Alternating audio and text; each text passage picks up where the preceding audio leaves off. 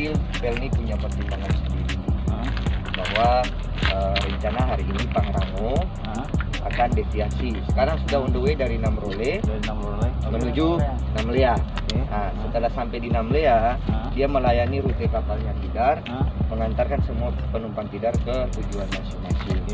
Nah, jadi kemungkinan dalam 2 atau 3 jam ke depan atau 4 jam kapalnya sudah keluar dari Namrole sekarang menuju ke Namlea. Mungkin 3 sampai 4 jam sudah di sini ya. 18 jam.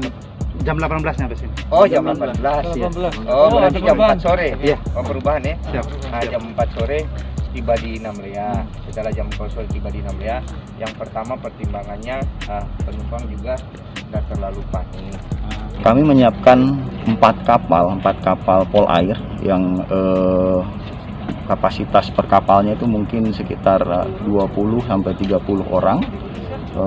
Itu kemudian kami menyiapkan juga peralatan SAR dan menyiapkan personil, termasuk kita menyiapkan tenda-tenda untuk antisipasi penumpang harus menunggu sampai dengan kapal yang disiapkan itu siap untuk berangkat.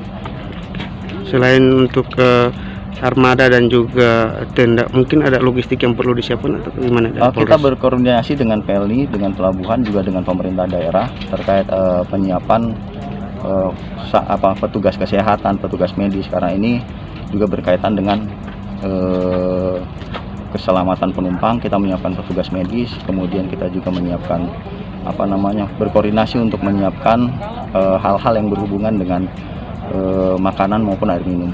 Ya, harapan Pak Kapolres sendiri terkait dengan insiden ini gimana, Pak? Ya, harapan kita evakuasi bisa berjalan dengan lancar, kemudian semua penumpang selamat dan bisa kita arahkan untuk meneruskan perjalanan ke tujuan masing-masing.